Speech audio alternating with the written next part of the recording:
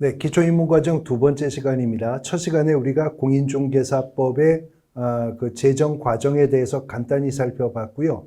공인중개사법 제정 목적, 그리고 2조를 통한 6개의 용어의 정의, 3조의 중개대상물의 범위까지 보셨습니다.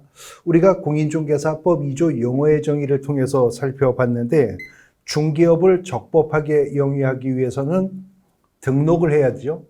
등록을 하기 위해서는 공인중개사 자격이 필요합니다. 그래서 이제 공인중개사 자격 제도에 대해서 살펴보고 그 다음에 중개업의 등록 제도에 대해서 기초이론들 짚어보려고 하는데, 먼저 공인중개사 제도와 관련해서 우리 공인중개사 법령에 공인중개사 정책심의위원회라고 하는 게 있습니다. 그 공인중개사 정책심의위원회에 대해서 기초이론들 짚어보도록 하겠습니다.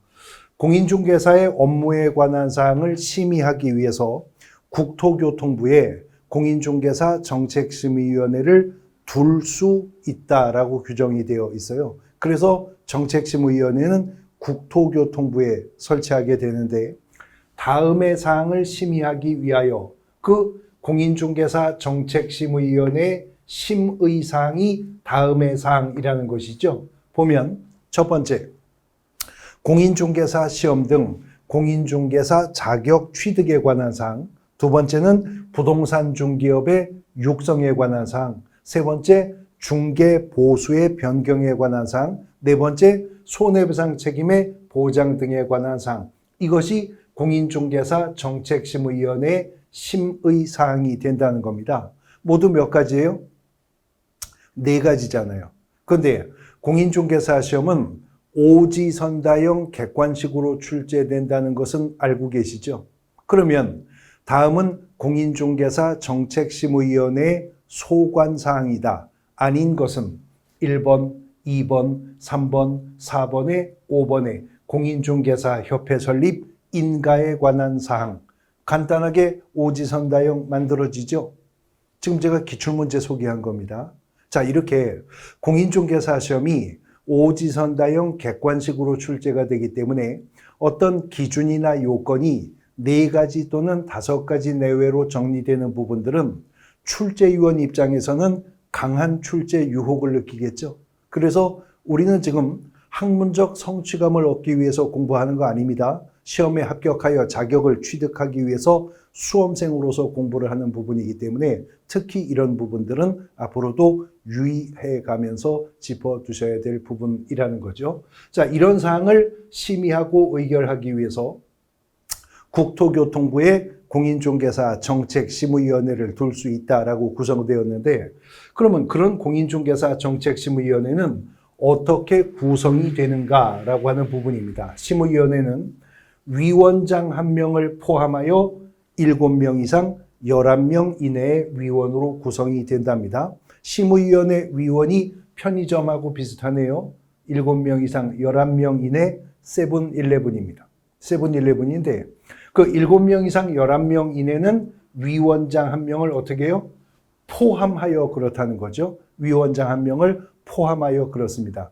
앞으로 우리가 이 공인중개사 정책심의위원회뿐만 아니라 저 뒤에서 공제사업운영위원회라고 하는 또 하나의 위원회를 우리 법령 속에서 만날 겁니다. 그런데 공인중개사 법령 속에 있는 위원회는 공인중개사 정책심의위원회가 있고 공제사업운영위원회가 있어요. 그러면 역시 또 출제자가 문제 출제할 때 이 위원회에 있는 특이사항을 저 위원회에다가, 저 위원회에 있는 특이사항을 이 위원회에다가 서로 슬쩍슬쩍 뒤바꾸면서 틀린 지문을 만들 거 아니겠어요? 그러니까 이렇게 또 유사하나 차이가 있는 단원들은 앞으로 테마 정리할 때 상호 비교하면서 살펴두셔야 되는데요. 공인중개사 법령에는 위원회가 2개가 있다고 했습니다. 그러나 대한민국에 있는 수천 개가 넘는 법률에 근거하여 만들어지는 아주 많은 위원회들이 있겠죠. 그런데 어떤 위원회든 간에 위원회 정수를 짝수로 만드는 위원회는 없습니다. 언제나 위원 정수는 홀수를 유지합니다. 왜 그럴까요? 그래야 어떤 사항을 심의하여 표결했을 때 가부동수가 나오지 않을 것이니까요. 그러니까 위원장 한 명을 포함하여를 유지해야지 위원장 한 명을 제외하고 세븐일레븐이면 포함해버리면 8명 이상, 12명 이상 이내 짝수가 될 거 아니에요. 그러니까 홀수 유지다. 그러면 포함 들어갈 자리에 제외 들어갈 자리에 포함을 뒤바꾸는 시험 문제 지문도 단순 암기하지 않고도 해결하실 수가 있을 겁니다. 자, 위원장 한 명을 포함해서 7명 이상 11명 이내의 위원으로 구성되는데 그중에 한 명의 위원장은 공인중개사 법령이 직접 정했어요. 누가 한다고? 국토교통부 제1차관이 위원장이 될 거라는 거죠. 그러면 위원장을 제외하면 일반 위원은 6명 이상 10명 이내로 구성되겠죠. 그 일반 위원은 국토교통부 장관이 임명을 하거나 위촉한다라고 규정했습니다. 아니 임명이면 임명이고 위촉이면 위촉이지 왜 임명하거나 위촉이냐? 그거는 심의위원 후보와 국토교통부 장관의 관계의 문제 때문에 그렇습니다.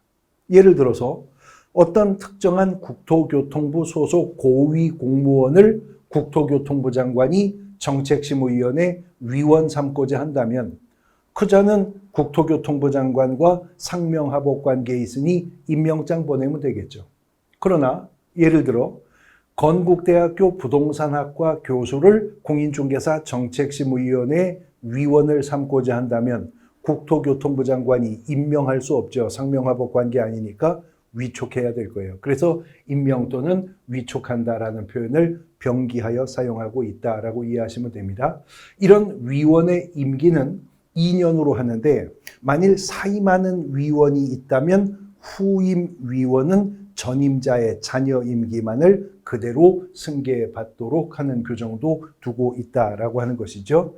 자, 공인중개사 정책심의위원회 회의에 관한 부분인데 아까 국토교통부 제1차관이 위원장이 된다고 그랬었죠.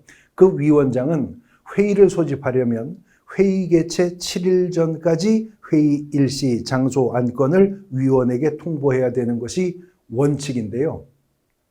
긴급을 요하거나 부득이한 사유가 있는 경우라면 예외적으로는 회의 개최 전날 통보할 수도 있도록 규정하고 있습니다. 이제 공인중개사 정책심의위원회 운영의 방법, 회의 진행의 방법인데요.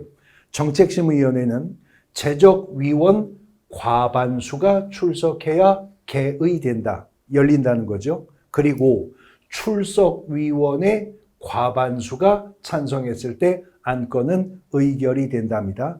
지금 과반수라고 하는 표현이 2번 나오는데 이 과반수라고 하는 말과 반수 이상이라고 하는 말은 또 의미가 다른 거기 때문에 출제자가 표현을 뒤바꾸면 틀린 점은 처리하셔야 됩니다. 반수 이상이라 하면 2분의 1 이상이라 하면 반수를 포함하는 거죠. 그러니까 숫자 10에서 반수 이상 그러면 5부터예요. 그러나 과반수라고 하는 것은 2분의 1을 초과할 것을 의미한다는 점에서 표현이 비슷하지만 이런 지문들을 뒤바뀌었을 때 틀린 지문으로 알아보셔야 되는 것입니다. 그 다음에 항상 어떤 기준을 옳게 말하고 있는지도 보셔야 되는데 재적위원 중 과반수가 출석하면 열리지만 의결 요건은 재적위원의 과반수가 아니고 출석위원 중 과반수만 찬성하면 안건이 의결된다. 이런 부분들도 짚어보셔야 될 부분이겠습니다. 자, 이제 공인중개사 시험 제도 자체로 들어가는데요. 공인중개사라고 하는 것은 이미 우리가 공인중개사법 2조 용어의 정의에서도 보셨죠? 이 법에 의하여 공인중개사 자격을 취득한 자를 말한다. 이렇게 정의가 되어 있었습니다. 시험을 통해서 선발하는 전문 자격 제도이고요. 방금 전 시간에 설명드린 바와 같이 이 공인중개사라고 하는 제도는 우리 공인중개사법이 1983년에 부동산중개업법이라는 이름으로 제정될 당시 법 제정과 함께 도입된 제도라고 했었습니다. 83년에 제정된 부동산중개업법이 84년에 시행이 되었고 시행이 된 이듬해인 85년에 1회 공인중개사 시험이 치루어져서 지금 33회 공인중개사 시험까지 치르게 되는 것이고 이제 여러분들은 34회 공인중개사 시험을 도전하시는 거잖아요. 시험을 통해서 선발하는 전문 자격 제도입니다. 그러면 누가 이 시험을 시행하는가 하는 문제부터 다루어야 되겠죠. 공인중개사법 4조 1항은 공인중개사가 되려는 자는 시도지사가 시행하는 공인중개사 시험에 합격하여야 한다라고 규정합니다. 그래서 공인중개사 시험의 시행기관은 시도지사입니다. 앞으로 공인중개사법 조문 속에서 시도지사라고 말하면 특별시장, 광역시장, 도지사, 특별자치도지사를 의미한다고 생각하시면 됩니다. 광역자치단체장이죠. 시도지사가 시행하는 공인중개사 시험에 합격을 해야 됩니다.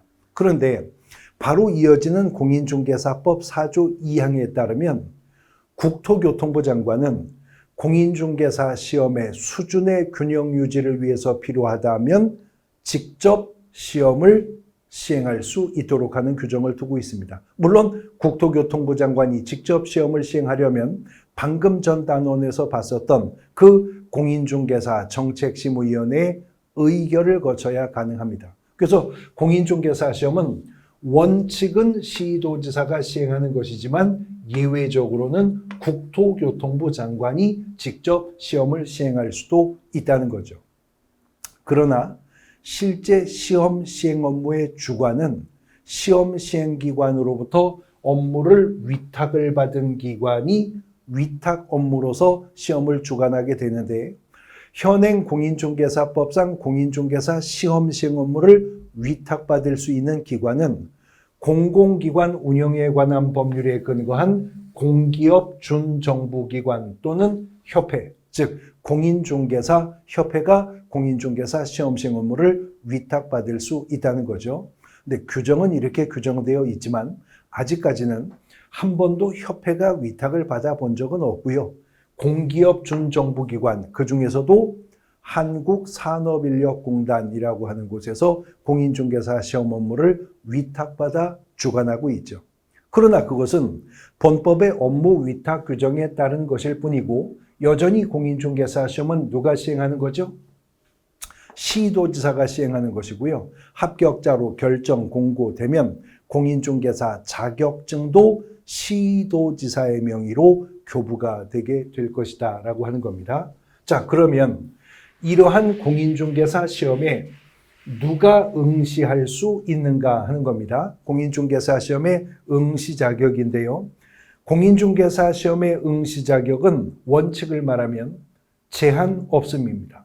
국적도, 성별도, 연령이나 학력이나 경력도 제한이 없습니다. 그러니까 외국인도 공인중개사 시험에 응시할 수 있고요. 미성년자도 공인중개사 시험에 응시할 수 있습니다. 심지어 민법상 제한 능력자, 피성년 후견인, 피한정 후견인이라 하더라도 공인중개사 시험에 응시할 수 있습니다. 심지어는 금고 이상형의 수형자, 재소자도 공인중개사 시험에 응시할 수가 있습니다. 단 공인중개사 응시 자격에 제한을 받는 경우는 딱 두 가지가 있는데 첫 번째는 공인중개사 시험에서 부정한 행위를 한 응시자, 쉽게 말해 컨닝치다 걸렸을 때 채점할 필요 없겠죠. 시험은 무효 처분이 되고요. 그 자는 5년간 응시 자격이 제한이 됩니다. 그리고 또 하나는 공인중개사 자격이 취소된 자는 3년간은 다시 공인중개사가 될 수가 없어요. 여기에만 해당하지 않으면 누구든 공인중개사 시험에 응시할 수 있으나 부정행위로 적발되어 시험 무효 처분을 받고 5년이 경과하지 아니한 자, 공인중개사 자격이 있었는데 자격 취소라는 행정처분을 받고 3년이 경과하지 아니한 자만큼은 공인중개사 시험에는 응시할 수가 없게 될 것이다 하는 거죠. 자, 이제 공인중개사 시험의 시행과 관련된 부분들 살펴볼 겁니다. 기초과정이다가 보니까 아니 시험 준비를 하는데 시험을 공부를 하냐? 이런 또 의문이 생기시는 분도 계실 수 있을 것 같은데 우리 과목의 특징인데요. 우리 과목에서는 시험을 보면서 그 시험 제도가 시험 문제로 출제가 됩니다. 아마 어떤 시험도 그런 시험이 없을 것 같은데 우리 과목은 거의 매년 한 문제는 시험 제도와 관련된 문제가 출제가 되고 있어요. 공인중개사 시험 제도를 규정하고 있는 근거법이 공인중개사법이기 때문이다라고 생각하시면 됩니다. 공인중개사 시험은 매년 1회 이상 시행하는 것을 원칙으로 합니다. 그러나 시험을 시행하기 어려운 부득이한 사유가 있다면 전 단원에서 보셨던 그 공인중개사 정책심의위원회의 의결을 거치면 당해 시험을 안 볼 수 있는 예외는 또 인정이 되고 있다라고 하는 거죠. 막상 여러분들이 공인중개사 시험 공부를 해보시면 체험적으로 느끼실 수 있는 부분인데 이 공인중개사 시험이라고 하는 게 운전면허 필기시험 같은 거하고는 급이 다릅니다. 연 단위의 학습 계획을 세우고 꾸준히 일정 시간을 확보해 학습하셔야만 합격할 수 있는 정도의 실력을 쌓을 수 있는 시험이 공인중개사 시험이라고요. 그러니까 공인중개사 시험 응시생들에게 예측 가능성을 부여해 주기 위해서는 시험을 언제 어떻게 시행할 건지 미리 알려야 되겠죠.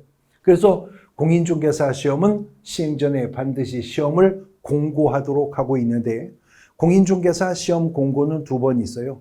예정 공고가 있고 확정 공고가 있어서 공인중개사 시험 일정에 관한 개략적 사항은 매년 2월 말일까지 그리고 확정 공고는 시험 시행일 90일 전까지 공고하되 방법은 일간신문, 관보, 방송 중 하나 이상의 공고하고 인터넷 홈페이지에도 공고하도록 하고 있습니다. 자, 이렇게 시험을 공고하고 나서 이제 공인중개사 시험을 치르게 되는데 공인중개사 시험은 언제나 1차 시험과 2차 시험을 구분하여 시행합니다. 시험이 1차와 2차로 구분 시행된다는 점은 예외가 없습니다. 1, 2차 구분해서 공인중개사 시험을 시행을 하는데 1차 시험 과목이 두 과목이죠. 민법 및 민사특별법과 부동산학 개론이라는 과목, 2차 시험 과목이 세 과목이죠. 부동산 공법과 지금 저와 함께 공부하시는 공인중개사 법령 및 중개실무, 그리고 부동산 공시법 및 세법은 실제로는 공시세법으로 한 과목으로 출제가 되는 겁니다. 이렇게 해서 1, 2차 구분하여 시행을 하고 2차 최종 합격자의 결정은 1차 시험에 합격을 했다는 전제하에 최종 합격의 문제가 다루어지는 것이기 때문에 1, 2차가 동시 시행되었는데 1차에 불합격했다면 2차는 무효 처리가 되게 될 거라는 거죠. 1차 민법 개론 두 과목은요, 선택형으로 출제하는 것이 원칙입니다. 그러나 2차 공법, 공시세법, 공인중개사 법령 및 중개실무는 논문형으로 출제하는 것이 원칙인데 주관식 단답형이나 기평 형태의 문제도 가미해서 출제할 수 있도록 규정하고 있어요. 그러니까 규정대로 공인중개사 시험을 보면 2차 시험은 논문형으로 시험 준비를 하셔야 되겠죠. 그런데 문제는 시험은 1, 2차 구분하여 시행한다는 점은 예외가 없는데요. 1, 2차 구분하되 동시 시행할 수가 있고요. 1, 2차가 동시 시행되는 경우에는 2차 시험의 출제 유형을 1차의 방법에 따른다라는 단서가 있는데 지금까지 공인중개사 시험은 1, 2차가 동시 시행되어 왔죠. 그러니까 2차도 1차의 방법에 따라 선택형, 다시 말해 오지선다형, 객관식으로 실제로는 출제가 되어 왔었던 것입니다. 공인중개사 시험이 1, 2차 동시 시행되게 되면 1차 채점하여 1차 합격자를 선별해내기 전에 그날 다들 2차 시험에 응시하잖아요. 그러니까 채점 결과 1차가 안 됐는데 2차가 합격 점수 나왔다. 그건 무효 처리가 된다 그랬죠. 근데 거꾸로의 결과 1차 시험은 합격이 되었는데 2차가 불합격되는 채점 결과가 나올 수 있죠. 그 경우에 한해서 공인중개사 시험은 일부 면제 혜택을 줍니다. 그래서 1차 시험에 합격을 한 자에 대해서는 다음 회 시험에 한하여 1차 시험이 면제가 된다는 거죠. 단 다음 회 시험에 한하여 한 번 1차가 면제가 되기 때문에 거기서 최종 합격하지 못하면 그 다음에 시험은 도로 아미타불입니다. 1차 시험부터 다시 또 준비를 해야 되는 부담이 생기게 된다라고 하는 겁니다. 공인중개사 시험에서 합격자를 결정하는 방법인데 1차 시험의 합격자 결정 방법은 예외도 없이 절대평가입니다. 1차 시험은 매 과목, 매 과목이라고 해봐야 민법개론 2과목이지만 매 과목 각각 40점 이상 득점했다는 것을 전제로 1차 두 과목의 100점 만점 평균이 60점 이상 득점이 되면 1차 합격입니다. 언제나 절대평가입니다. 그런데 2차 시험의 합격자 결정 방법은 원칙은 1차 합격자 결정 방법과 같아요. 매 과목, 즉 부동산, 공법, 공시세법, 공인중개사, 법령 및 중개실무가 각각 40점 이상 득점했다는 전제하에 세 과목의 100점 만점 평균이 60점 이상이 되면 이제 2차 최종 합격이 된다는 거죠. 단 2차 시험은요. 시험 공고하는 내용에 따라 다른 합격자 결정 방법이 적용될 수도 있는데 공인중개사 수급상 필요에 의해서라면 2차 시험은 선발 예정 인원을 공고하고 시험을 볼 수도 있어요.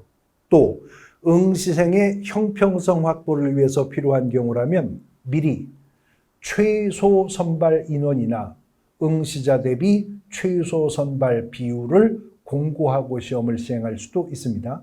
단 이렇게 선발 예정 인원을 공고하고 시험을 볼 거든 최소 선발 인원이나 최소 선발 비율을 공고하고 시험을 볼 거든 그런 방법으로 합격자를 결정할 것이라면 사전에 공인중개사 정책심의위원회 의결을 거쳐야 됩니다. 공인중개사 정책심의위원회 의결을 거친다면 이런 상대평가의 방법으로도 합격자를 결정할 수 있도록 하고 있습니다. 이제 시험 시행기관장은 자격시험의 합격자가 결정이 되면 이를 공고해야 되고요. 자격증 교부는 합격자 결정이 공고되면 공고일로부터 1개월 이내에 시도지사가 합격자에게 자격증을 교부하도록 하고 있는 겁니다. 자, 이런 절차에 의해서 공인중개사 시험에 합격하여 공인중개사가 되었다면 이제 적법하게 중개업을 할 수가 있습니까? 아닙니다. 공인중개사 자격을 취득했다고 중개업을 할 수 있는 게 아니라 뭘 해야 되죠? 중개사무소 개설 등록을 하여야 중개업을 적법하게 할 수가 있는 거죠.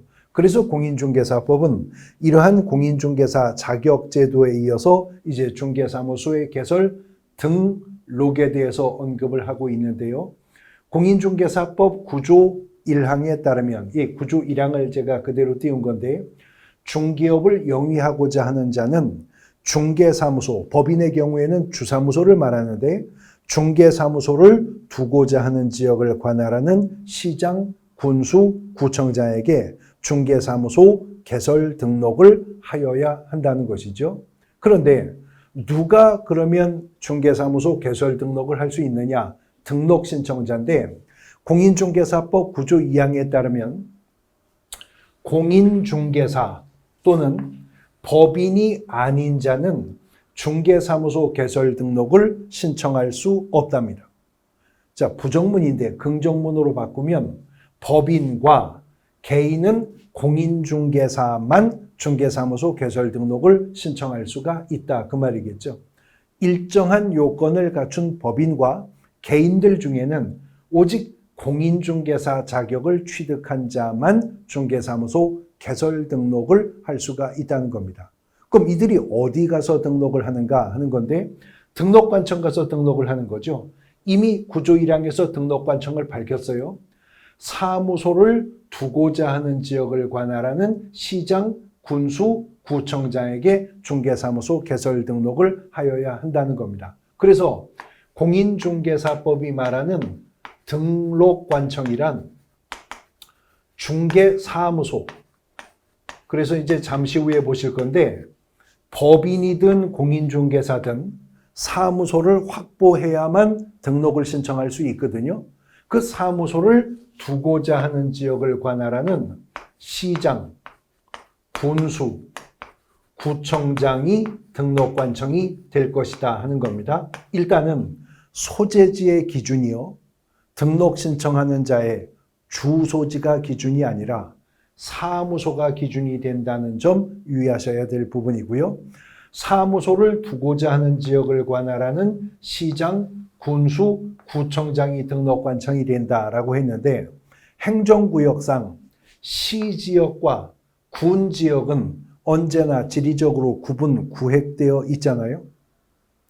시지역도 있고 군지역도 있는 거죠. 근데 문제는 시와 구의 관계는 시지역이 따로 있고 구지역이 따로 있는 게 아니라 항상 어떤 특정한 시 안에 구가 있는 것이죠.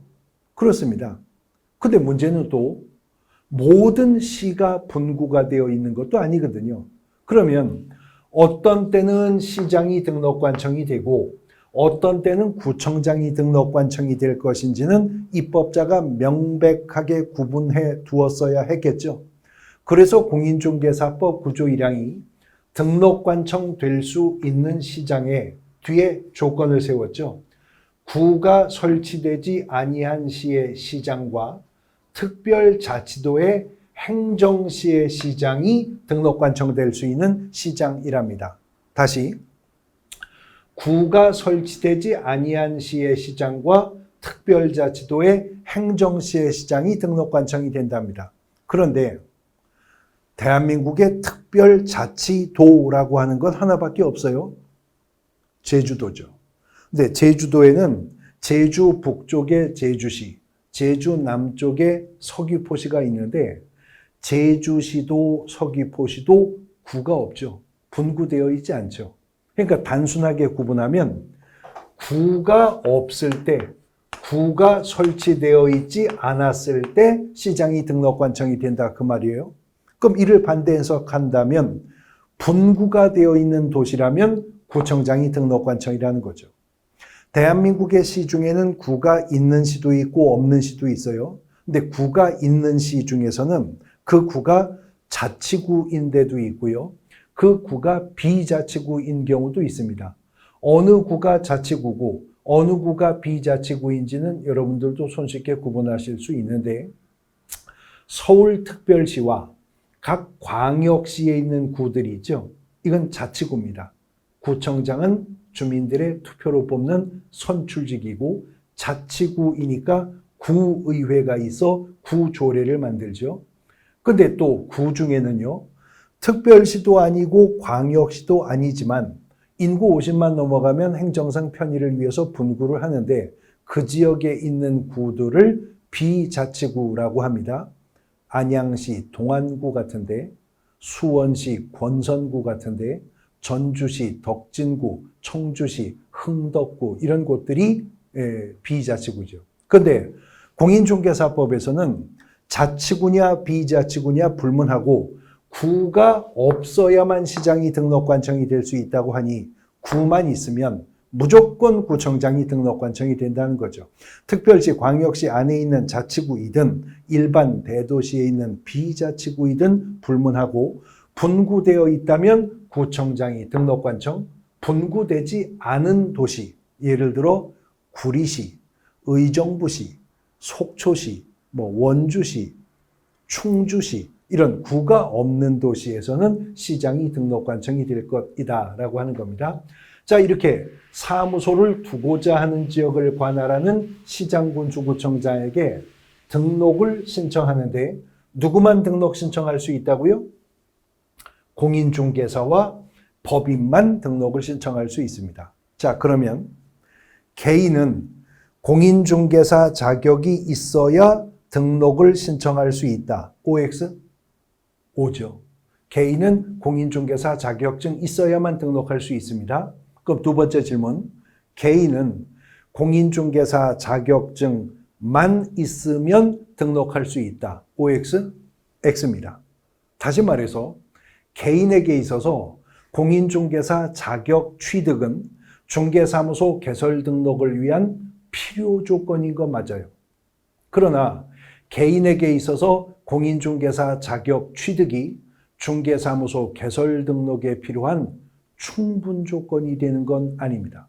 그러니까 개인은 공인중개사 자격이 있어야만 등록할 수 있다는 말은 맞지만 개인은 공인중개사 자격증만 있으면 등록할 수 있다는 말은 틀린 말이 된다는 거죠. 그래서 공인중개사 자격을 취득했다 하더라도 공인중개사법이 요구하는 등록의 기준을 확보해야 되는데 공인중개사가 확보할 등록의 기준은 두 가지입니다. 첫 번째, 실무교육을 받았어야 한다는 거죠. 근데 그 실무교육은 등록 신청일 전 1년 이내에 시도지사가 실시하는 실무교육을 수료했어야 한다는 겁니다.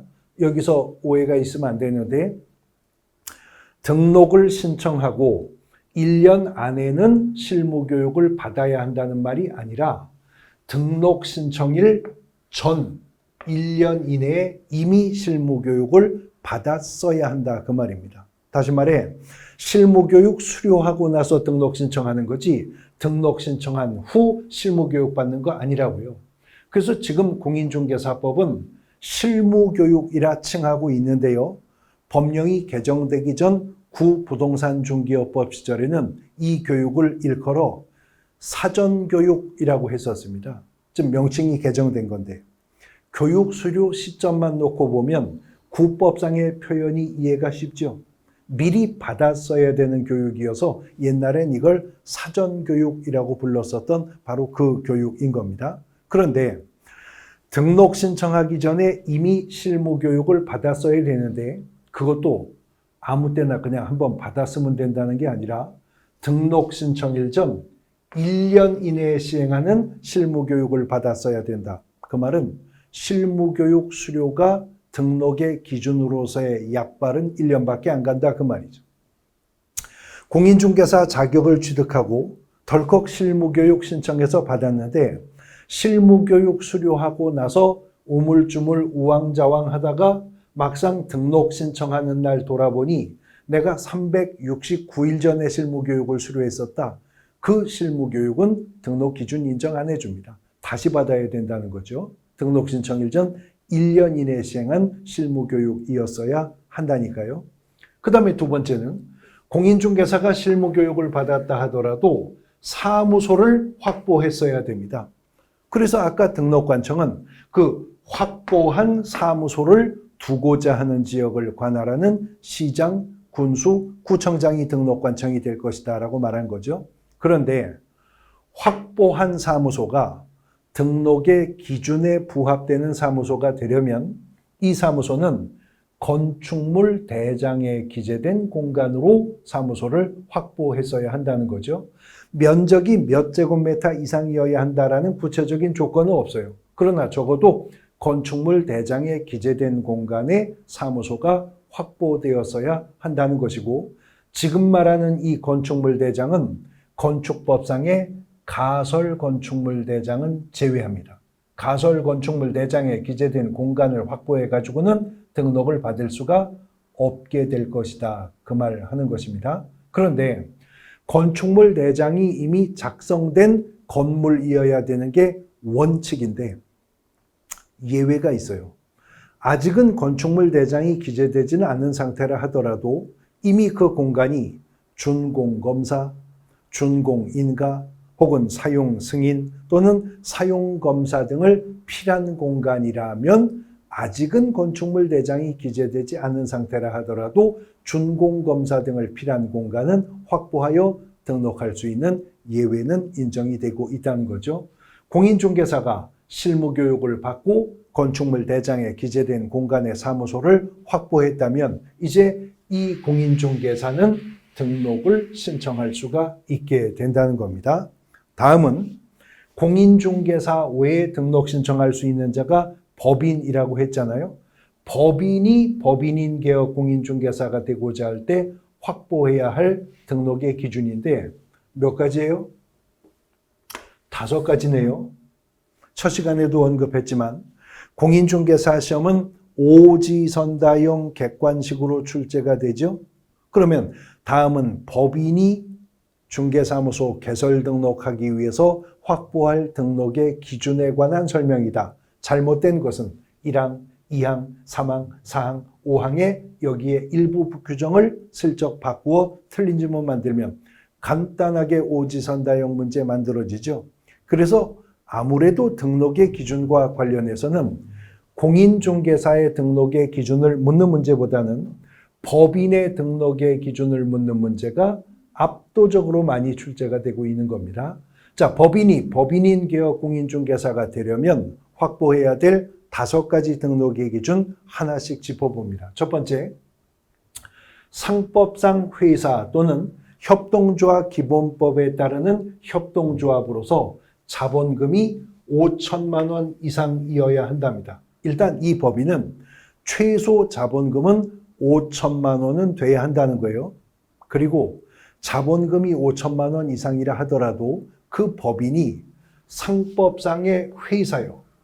즉 주식회사, 유한회사, 한명회사 또는 합자회사 또는 유한책임회사, 상법상 회사인 법인이거나 아니면 협동조합 기본법에 따르는 협동조합에 해당하는 법인이어야 한다. 그나마 협동조합 중에서도 사회적 협동조합은 제외한다는 과로가 있죠. 사회적 협동조합은 법인인 개업공인중개사로 중개사무소 개설 등록 안 받아준답니다. 상법상 회사이거나 협동조합이어야 된다. 그러니까 비영리 사단법인 같은 형태의 법인이라면 공인중개사법상 중개사무소 개설 등록할 수가 없게 될 것이다 하는 걸 알 수 있죠. 그 다음에 두 번째는 자본금 5천만 원 이상의 상법상 회사이거나 협동조합이라 하더라도 그 법인의 설립 목적이 공인중개사법 14조에 규정되어 있는 업무만 영위할 목적으로 설립되어 있는 법인이어야 한답니다. 그래서 우리가 이제 14조는 뒤에서 업무 범위라고 하는 단원에서 바로 이어지는 시간에 우리가 공부할 건데 공인중개사법 14조가요. 법인인 개업 공인중개사가 중개업 외에 할 수 있는 업무를 제한적으로 규정하고 있어요. 부동산 관리 대행하는 거, 부동산 컨설팅 하는 거, 개업 공인중개사 대상으로 프랜차이즈 하는 거, 주택이나 상가를 분양 대행하는 거, 주거이전 부서의 용역을 알선하는 거, 그리고 경공매 관련된 업무 딱 제한되어 있어요. 그 범위 내에 이 법인이 설립 목적이 있어야지 14조가 언급하지 않은 업무가 이 법인의 설립 목적 속에 있다면 그 법인은 등록을 받을 수가 없게 될 것이다 하는 거죠. 세 번째는 법인이 법인인 개업 공인중개사가 되려면 반드시 대표자는 공인중개사이어야 한답니다. 주식회사라면 대표이사가 공인중개사 자격 있는 분이어야 한다는 거죠. 그리고 대표자인 공인중개사를 제외하고도 임원 또는 사원 중에 3분의 1 이상은 공인중개사 자격을 가지고 있는 자이어야 한답니다. 앞으로 공인중개사법 속에서 법인의 임원 또는 사원, 법인의 사원 또는 임원이라고 호칭할 때 이 사원은요, 회사원, 월급쟁이, 셀러리맨, 피용자, 그걸 연상하시면 안 되고 법인의 임원 또는 사원이라고 말할 때 사원은 주식회사 임원급에 해당하는 한명회사나 합자회사의 무한책임사원을 의미하는 겁니다. 그러니까 임원급인 거죠. 무한책임사원이니까요. 일반 피용자를 의미하는 거 아니다. 직원을 의미하는 거 아니다라고 생각하시는데 임원 또는 사원의 3분의 1 이상은 공인중개사 자격이 있어야 된다. 임원이 3명이라면 그중에 적어도 1명은 공인중개사 자격증 있는 임원이어야 한다 그 말이죠. 근데 이 또한 반대 해석하면 그러면 임원 3명 중 1명이 공인중개사 자격이 있다면 나머지 2명은 공인중개사 아니어도 법인인 개업 공인중개사에 임원할 수 있다 그 말이죠. 근데요. 실무교육은요. 대표자를 포함한 임사원 전원이 받았어야 됩니다.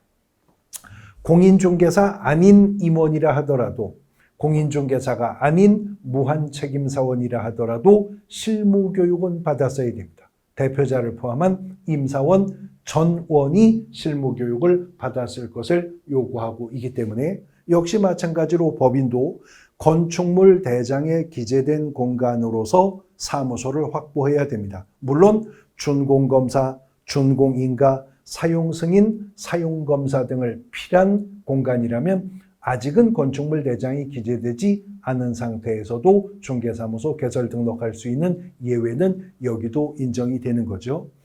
자, 공인중개사가 앞서서 보셨던 두 가지, 법인이 지금 보신 5가지 등록의 기준을 확보하면 등록 신청서와 구비서류와 수수료를 가지고 사무소를 두고자 하는 지역을 관할하는 시장군수구청장, 거기가 등록관청이 된다고 했죠.